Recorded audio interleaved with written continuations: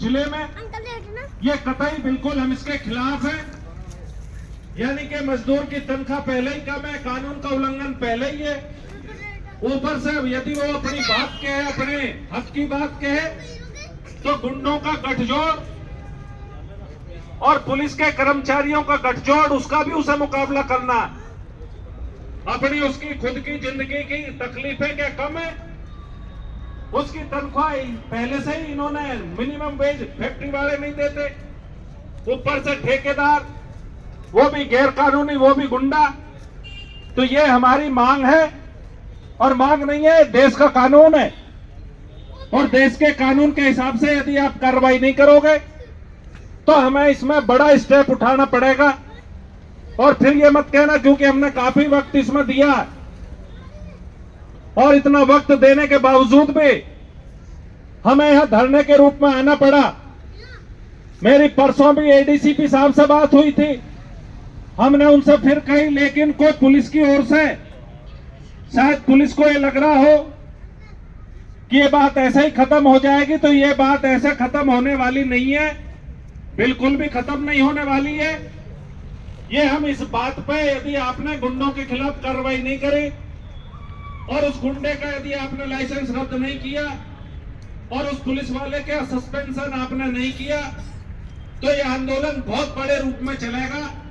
और फिर आप हमसे मत कहना कि आपने हमें ये बात नहीं बताई थी। आज का जो हमारा प्रोग्राम है वो माननीय मुख्यमंत्री को संबोधित ज्ञापन देने का तो है ही, लेकिन पुलिस के सक्षम अधिकारी भी यहाँ आ जाए और वो आकर के हमें इस बारे में बताएं कि उन्होंने अभी तक इस मामले में क्या कार्रवाई करी है। और डीएम साहब से भी हम वार्ता करना चाहते हैं इस संबंध में, और हम उनसे मांग करना चाहते हैं कि जो उनके जिले में हो रहा है, उनकी जिम्मेदारी है कि जिले में इन कानूनों का पालन हो।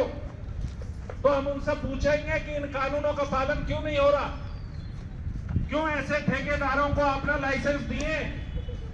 तो आप यदि ऐसे लाइसेंस दोगे तो इसका मतलब आप गुंडागर्दी को बढ़ावा दे रहे हो। तो ऐसे लाइसेंस रद्द नहीं करने का क्या मतलब है कि आप गुंडों को लाइसेंस देकर के मजदूरों को पिटवाते रहोगे? तो ये चलने वाला नहीं है। सीटू देश का सबसे बड़ा मजदूरों का संगठन है।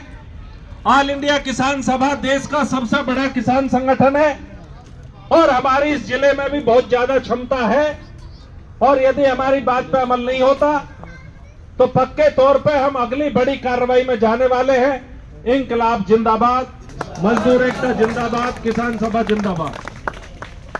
साथियों, जैसा कि हमारे किसान सभा के अध्यक्ष साथी डॉक्टर रुपेश वर्मा ने रखा है, तमाम साथियों को जानकारी दे दें कि 6 तारीख को जब हमने पुलिस आयुक्त कार्यालय पर प्रदर्शन किया था, उसके बाद हमारे तमाम ट्रेड यूनियन संगठनों के साथियों ने यहां धरना समाप्त होने के पश्चात अपर श्रम आयुक्त को घेरा कार्यालय में, और उनसे ये मांग की थी कि तुरंत ये जो ठेकेदार है मानीताऊ में, इनके लाइसेंस निरस्त करने के साथ ही साथ इनका पंजीयन भी निरस्त करवाइए, क्योंकि लाइसेंस दाता जो है वो एडिशनल लेबर कमिश्नर साहब ही हैं, और जो पंजीयन करता है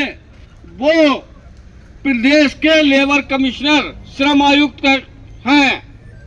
तो इनसे कहा था आप अनुशंसा करिए, श्रम आयुक्त को लिखित में दीजिए कि इनका पंजीयन रद्द किया जाए। तो ये तमाम चीजें हमारे ट्रेड यूनियन के साथी कर रहे हैं, और जैसा कि हमारे साथी डॉक्टर रुपेश वर्मा ने कहा है, आज ज्ञापन देते समय डीएम साहब से हम कहेंगे कि आप तत्काल एडिशनल लेबर कमिश्नर को यह चिट्ठी भेजें कि इनके लाइसेंस निरस्त किए जाए मानीताऊ में जो संविदाकार है, और संविदाकार के रोल पर जो मजदूर काम करते हैं उनके तमाम मजदूरों के नाम संस्थान के रोल पर दर्ज किए जाएं, और ठेकेदारों के पंजीयन को रद्द करवाने के लिए श्रम आयुक्त को लिखा जाए। तो साथियों, अभी हमारे बीच में हमारे ट्रेड यूनियन संगठनों के साथी उदयचंद झा जी हैं। बड़ी साथी, हम चाहेंगे साथियों को संबोधित करें।